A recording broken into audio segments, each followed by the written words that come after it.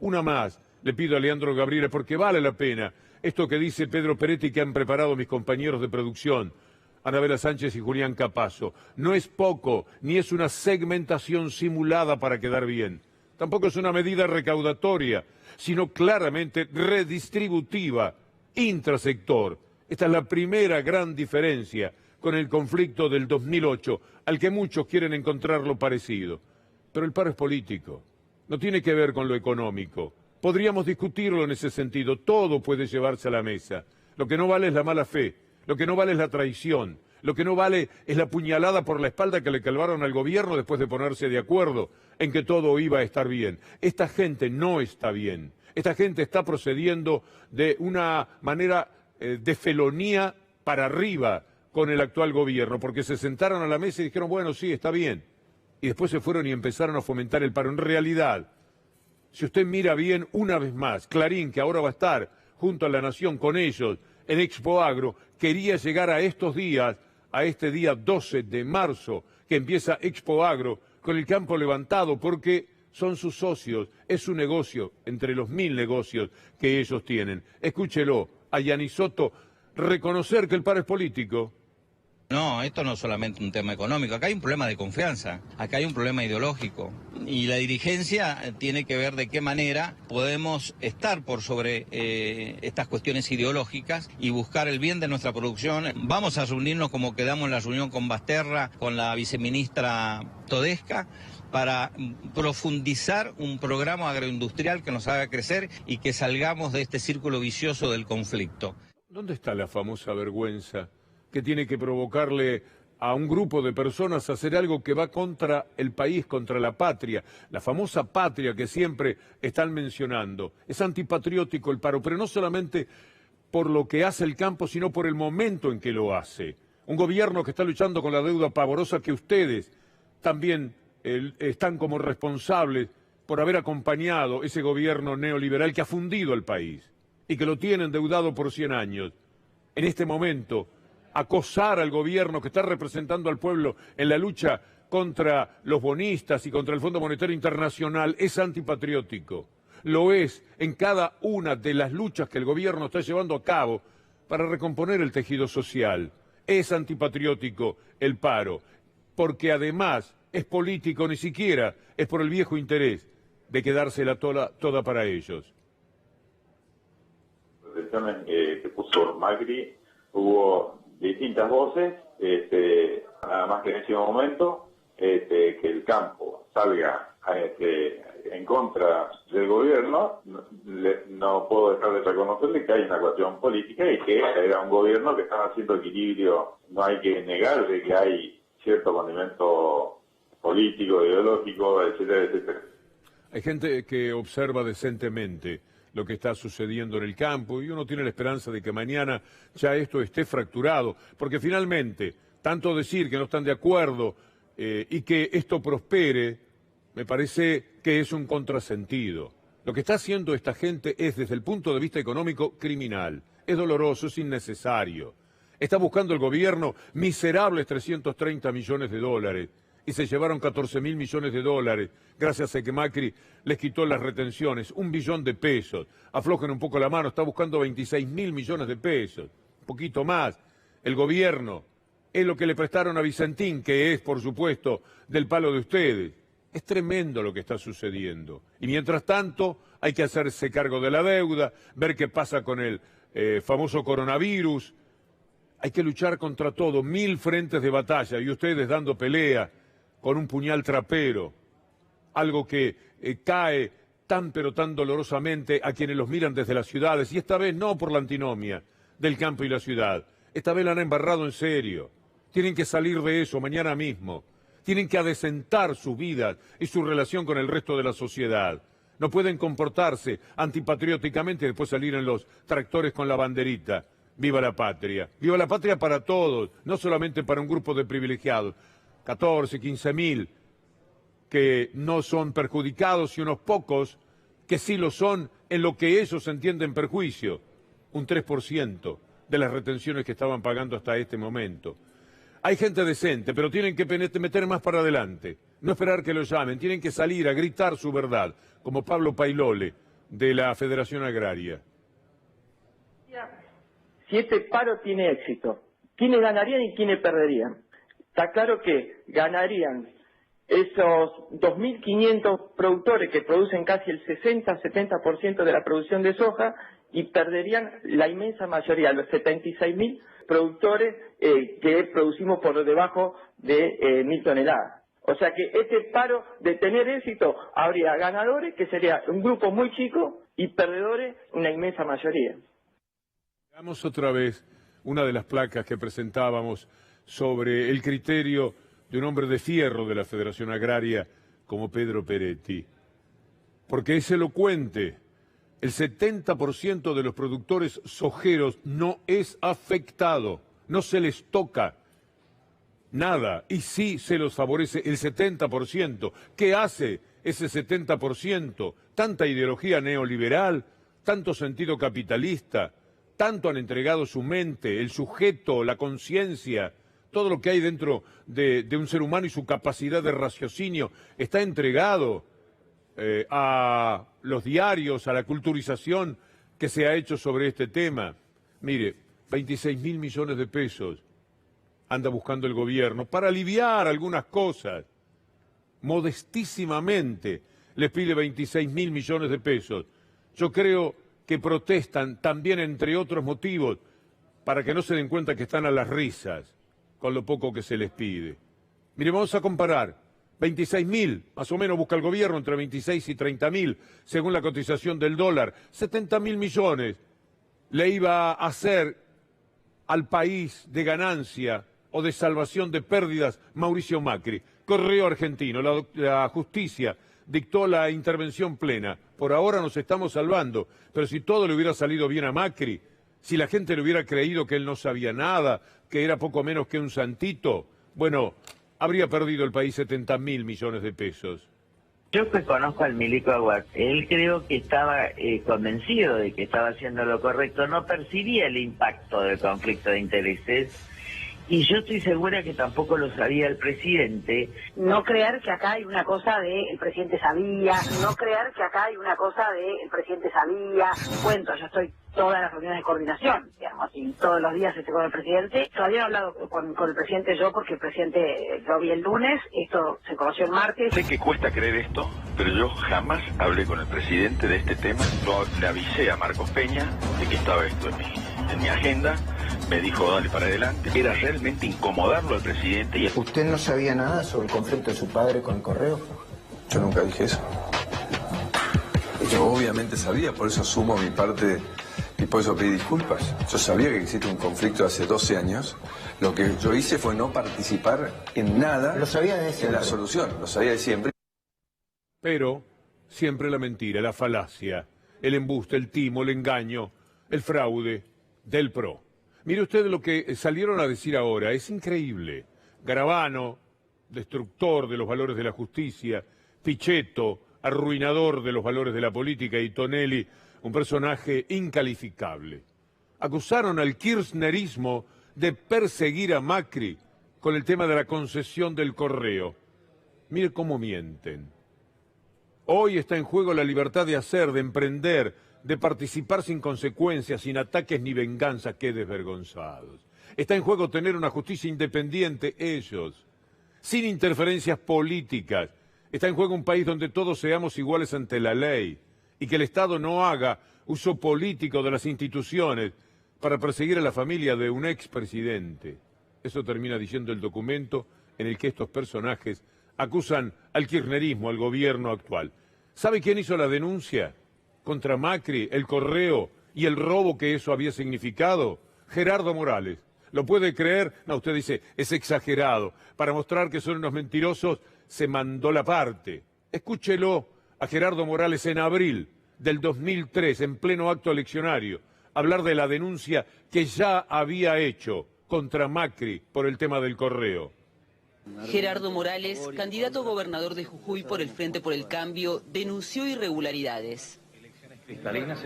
Hay temor, siempre hay temor. Nosotros hemos hecho una presentación por una demanda que hicimos al correo, en contra del correo, por un reclamo de 600 millones de pesos que debe el Grupo Macri.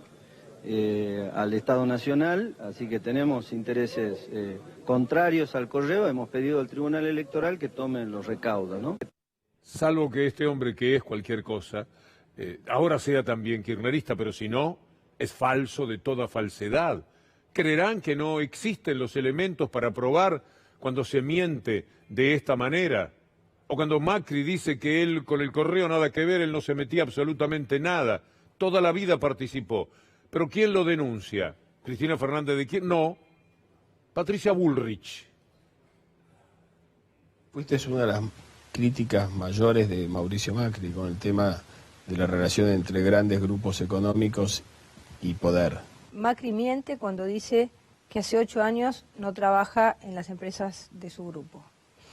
Porque siendo yo funcionaria, en octubre del 2001, a mí me vino a ver en nombre del Correo Argentino. Defendía los intereses del Correo. A mí me parece que eso es absolutamente incompatible. Totalmente incompatible con una gestión transparente. O sea que la persecución, la denuncia y todo lo que usted quiera, la empezó gente que ahora alguna vez tendrán que explicar cómo es que quedaron de ese lado Macri de la política. Es increíble lo que hacen. ¿Cómo se animan? Insisto, ¿por qué? Por la cobertura mediática, por la protección que tienen, porque si todo el periodismo estuviera diciendo mienten y supieran que eso le va a suceder, no se animan. Pero claro, la desmentida sale por aquí. Enorme audiencia la de C5N, pero en los términos relativos, contra todos los otros canales, contra todos los diarios, contra el 95% de las radios. Entonces lo está sabiendo usted en este momento. Es parte de una maravillosa multitud, pero esa multitud es pequeña frente a millones y millones y millones que se enteran de todas las mentiras de ellos, que por supuesto después nunca se refutan a sí mismos. Quiero recordar cómo empezó lo del correo, esto no lo ha visto quizás nunca. Cómo Macri le entregaba el correo al padre de Macri, como Menem le entregaba el correo al padre de Macri.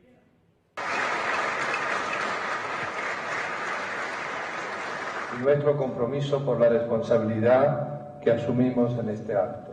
Como empresarios argentinos sentimos el emocionado orgullo de asumir esta responsabilidad, aceptando el desafío de engrandecer su prestigio, convirtiéndolo en una gran empresa moderna y eficiente. Uno de nuestros compromisos es generar empleo y lo cumpliremos. A todos los trabajadores solo le pedimos que nos ayuden a hacer del correo la empresa más útil al servicio de los argentinos. Muchas gracias.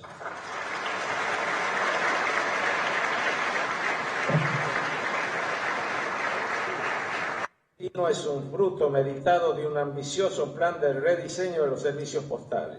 Les quiero expresar que con estos procesos de privatizaciones hemos aniquilado la corrupción estructural y quedan, por supuesto, una suerte de corrupción residual. Y pareciera ser que la corrupción es sinónimo de empleado público, de funcionario público o de gobernante. Y no es así.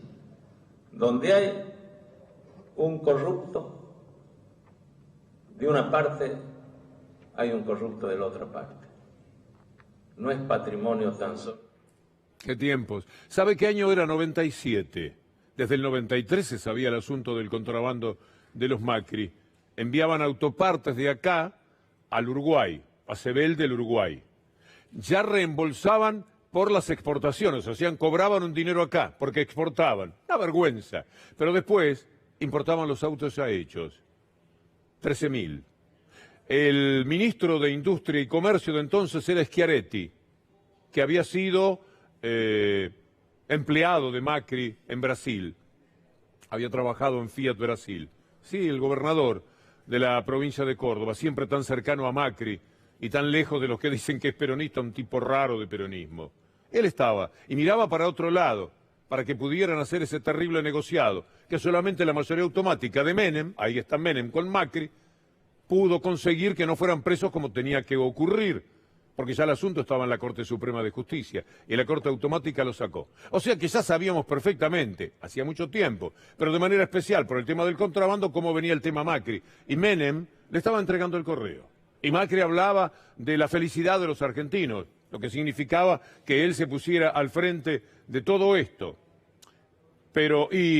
Gerardo Morales lo denunciaba. 600 millones de pesos, decía, no han pagado, porque de los años que estuvieron al frente, 6 años, no pagaron solamente un año, no pagaron 5 años, no pagaban, chao. Entonces, un buen día, Alberto Fernández aparecerá en la imagen, mire usted, trae reminiscencias, Néstor Kirchner, les quitaron el correo. El Poder Ejecutivo Nacional está dispuesto a rescindir por culpa del concesionario el contrato de concesión que en su momento había firmado el Estado Nacional con la empresa Correo Argentino Sociedad Anónima y en consecuencia retomar transitoriamente la operación del Servicio Oficial del Correo por parte del Estado Nacional. Así se escribe la historia, pero tenga en cuenta, porque esto pasa por todos lados, lo titula Clarín, lo titula La Nación, las agencias de ellos. Es una persecución a Macri.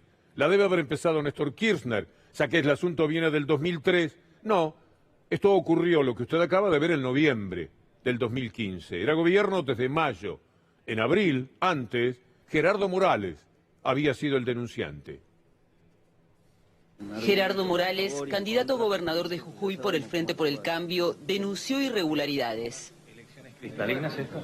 Hay temor, siempre hay temor. Nosotros hemos hecho una presentación por una demanda que hicimos al Correo, en contra del Correo, por un reclamo de 600 millones de pesos que debe el Grupo Macri al Estado Nacional, así que tenemos intereses contrarios al Correo. Hemos pedido al Tribunal Electoral que tome los recaudos, ¿no? ¿Cómo era que decía Néstor Kirchner? Pero siempre es Macri, ¿eh? Acuérdense, Mauricio Macri. Hoy lo pueden llamar Mauricio, pero siempre es Macri, Acuérdense, Mauricio Macri. Para hacer todas estas cosas, como nos permitimos decirles todos los días, fue necesario lo que llaman el lawfare. Es decir, el monstruo, el kraken de los mares nórdicos, que armado entre el periodismo y usted sabe cuál, la justicia y usted sabe ya quiénes, y el gobierno, y por supuesto los recuerda perfectamente, armaron para meter presa a la gente. El otro día, Carlos Pañi, que al parecer está en un lío muy especial, lo leía Tony Coleman, denunció cómo se había operado para llevar preso a Jaime y a todos los que viven, como decía Pañi, una prisión preventiva aberrante. Aberrante fue el término que utilizó. Dicen que en el diario La Nación la situación es muy compleja. Se habían llevado preso a Jaime de esa manera para poder cubrir, para poder tapar lo que Jaime, sin ser indagado, iba a pagar con la cárcel, porque ellos habían pergeñado no poner en tapa ni los Panama Papers ni a los jueces de Comodoro Pi. Esto es lo que ocurrió en la Argentina. Da la impresión que la denuncia de Jaime va a traer cola dentro del diario, porque los otros periodistas están enojados, mala suerte, como se enojaron con Blanc, los de Clarín en su momento, porque también los denunció. A este hombre lo estaba poniendo preso Ercolini, no, lo estaba poniendo preso el diario La Nación, en este caso, operando directamente con los intereses de La Nación y de Clarín. Lo dice uno de sus periodistas estrellas y por lejos el más capaz de todos los que tiene. Esta es la verdad. Ese hombre era llevado de esa forma en este espectáculo dantesco, sin ser indagado, porque se le ocurría al diario La Nación que había que meter preso a alguno porque se estaba en un tiempo difícil. Cristina Fernández de Kirchner analizó en que aquella detención no fue solo el producto de una advertencia, sino que se hizo para tapar el escándalo que estalló en todo el mundo, los Panama Papers, con sociedades y cuentas ocultas de Mauricio Macri y de su familia. Como recordó Cristina Fernández, ahí están los diarios alemanes. Ese 3 de abril lo que había que publicar era que Macri estaba metido en los Panama Papers. Lo publicaban en Alemania, el Süddeutsche Zeitung, pero no el diario La Nación. Ponía el revuelo en el mundo el lunes, pero el domingo, ese domingo, no ponía absolutamente nada. A tal extremo que desde Alemania los diarios los criticaban. Ahí está. Eso siempre supieron lo de Macri y lo callaron porque se venían las elecciones. Ahí está Macri detrás en un meme pidiendo silencio al periodista que tenía la información. En la tapa de la publicación apareció, de la alemana, apareció la foto de Mauricio Macri porque figuraba entre los mandatarios que habían armado sociedades ocultas en el estudio Mossack Fonseca de Panamá y registraba negocios en paraísos fiscales y en Brasil. Ahí aparecía el periodista de las memes. Eso derivó en que el diario de los Mitre y los Aguirre publicara los datos con absoluta protección de Macri. Lo protegieron. De hecho, los periodistas alemanes criticaron la cobertura argentina señalando que fue condescendiente con el entonces presidente, que era una vergüenza lo que había sucedido. Repasemos todo esto. Ahí está la feroz crítica a Macri en el diario alemán. En abril del 2016, Ricardo Jaime va preso. Lo lleva preso el diario La Nación, con su operador de cabecera, Julio Saguier, que mucho tiene que ver con cada uno de estos episodios. Este hombre no había sido indagado. Fue sometido a 4 años de cárcel ahora cuando la sanción, la pena era por 2 años y medio. Lo hizo Ercolini, un servil despreciable del establishment, el mismo que no se animó ni siquiera a indagar a Mañeto en el tema papel prensa. Después vino Julio De Vido. Llega el turno de De Vido el 17 de octubre, mire qué día, 17 de octubre del 2017, 5 días antes de las estratégicas elecciones legislativas de ese año. Había que meterlo preso. El motivo fueron esas causas del gas natural licuado con un trucho que había detrás haciendo un peritaje que fue una auténtica vergüenza. Y el testimonio también impresentable del espía y periodista de Clarín, Marcelo D'Alessio. La segunda causa fue por el convenio con la Universidad Tecnológica Nacional. Estaba mal negociar con el Estado y no darle a los privados una licitación. Esto era lo que le señalaban a De Vido, que ahora está en libertad. Pero la cosa no se paraba allí, porque a cada rato necesitaban alimentar al monstruo, al Minotauro, que se devoraba todas las criaturas que le tiraban encima. El 3 de noviembre de 2017, muy pocos días después, 17 de octubre, 3 de noviembre, una mañana, el ex vicepresidente Amado Boudou fue detenido con el mismo argumento que había impuesto Martín Irursun para poderlo llevar preso y quitarle los fueros que vergonzosamente le robaron los diputados a Julio De Vido. Ahora había una nueva disposición. La decisión la tomó Ariel Lijo. Ariel Lijo en aquel momento estaba perseguido por la nación porque tenía aras y alguna cuenta que era incómoda en Nueva Zelanda por 1.700.000 pesos. El medio, por supuesto, de todo esto la nación especulaba, lo presionaba a Lijo por un lado y Lijo terminó mandándolo preso a Boudou. Pero ahí no terminó todo, lo que llaman el lawfare. El 7 de diciembre, un mes y poco después, Zanini tenía que ir preso. Una escandalosa causa como la del memorándum de entendimiento con Irán. El ex candidato a vicepresidente fue apresado una madrugada. Lo siguieron como a un delincuente, como si fuera el jefe de un narcogrupo mexicano. Y lo llevaron preso de esta manera, pero tan humillante. Una causa que era toda una vergüenza. También fueron Delía, Fernando Esteche, algún otro preso por todo esto. Bueno, es lo que ha ocurrido en este tiempo. Ahora sabemos, por este señor, por este colega, que no lo está pasando bien al parecer en el diario La Nación, según la nota de Tuni Coleman, cuyas fechas hemos seguido como tantas veces. Pero este hombre denunció. ¿Por qué lo llevaron preso a Jaime? Tenían que entregarle al Minotauro una víctima. Había que hacerle una ofrenda a La Nación y a Clarín, que organizan el país a su manera. ¿Dónde está la fotografía de Julio Saguier? Porque él también tiene mucho que ver como operador de toda esta historia. Terrible, vive paseándose por Comodoro Pi.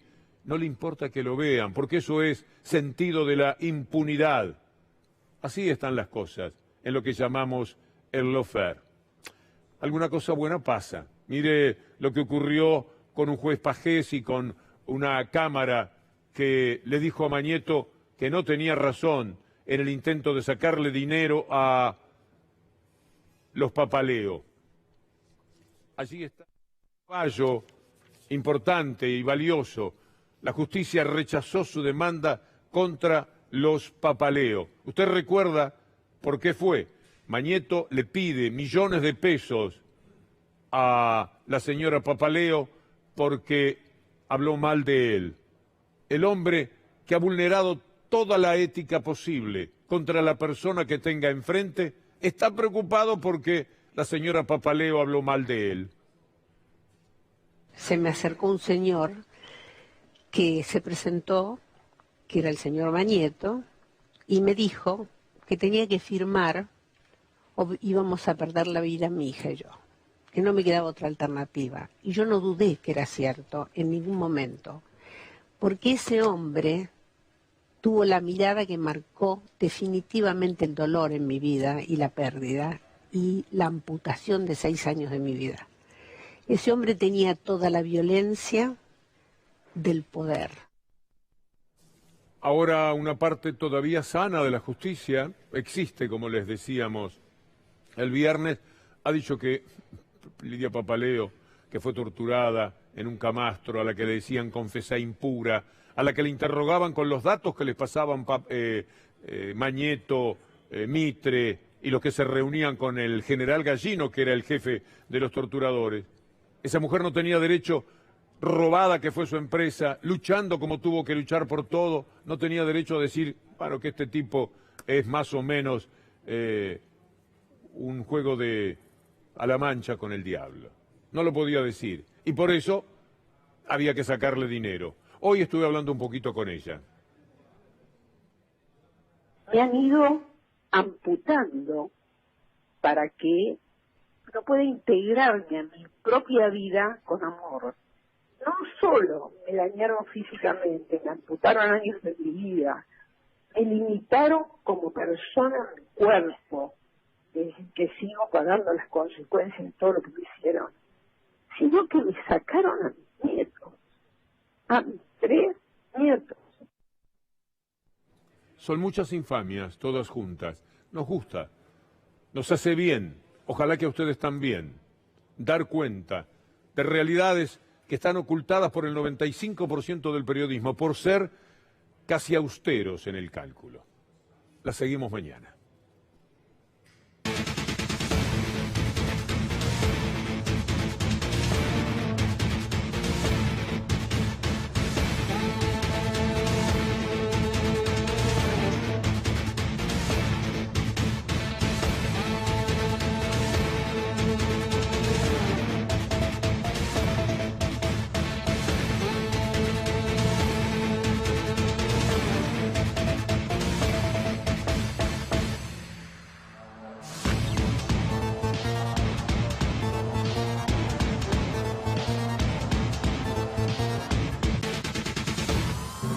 Alerta en C5N, nuevos casos confirmados de coronavirus en la Argentina. Ya son 16 los pacientes positivos, Mauro. Sí, hablamos de 5 nuevos casos, puntualmente 1 en la Ciudad de Buenos Aires, 2 en Chaco, 1 en Río Negro y 1 en San Luis. En total son 5 los nuevos casos que se suman a los que ya había anteriormente, por eso es que hablamos de 16 casos. En total sí tenemos que hablar de que este fin de semana falleció una persona, este hombre de 64 años que tenía antecedentes clínicos, recordemos que tenía problemas de hipertensión, problemas de bronquitis y que eso fue sin duda un escenario muy complejo que obviamente no pudo resistir el coronavirus. En cuanto a estos casos, sí, estamos hablando de casos importados, esto es muy importante mencionarlo, son personas que estuvieron en Europa y que al volver a la Argentina registraron síntomas. Es importante también mencionar que se suman estas provincias que hasta el momento no habían registrado casos, como es Río Negro, Chaco y San Luis. ¿Son todas personas que habían viajado por Europa? Sí, en este caso sí. Por el momento son todos casos que estuvieron en Europa, salvo uno, un hombre que estuvo en Estados Unidos, en Boston, la semana pasada, pero en el día de ayer se dio ya la confirmación oficial. Argentina continúa en la etapa de contención, es decir, que no pasó a la siguiente fase. Estamos todavía tratando de contener esta situación en cuanto a casos importados. Se está trabajando en la red de contacto de estas personas, es decir, quienes estuvieron cerca de ellos apenas llegaron, si registraron los síntomas inmediatamente. Obviamente esta es una información que fue brindada por el Ministerio de Salud de la Nación, por lo tanto vamos a seguir aguardando a mayores detalles detalles sobre cómo avanza esta investigación, sobre quiénes estuvieron en contacto con estas personas para a partir de ahí poder aislarlas. Bueno, ninguno de ellos de gravedad, lo aclaramos por el momento. Por el momento están en buen estado de salud, esto también lo remarcan en el comunicado, y Argentina, lo mencionamos todavía, frente a cualquier situación de que estuviste en alguna de estas zonas de países de riesgo, como son Japón, Italia, Alemania, España, Corea del Sur, Irán, tenés que llamar al 107 si registrás algún tipo de síntoma. Gracias, Mauro. Y ahora vamos a hacer una breve tanda, pero al regreso quiero que me cuentes cómo mantener esto, el celular higienizado, porque hablamos mucho de las manos, del transporte público, de las mesas incluso, pero esto está en nuestras manos todo el día después. Ya venimos.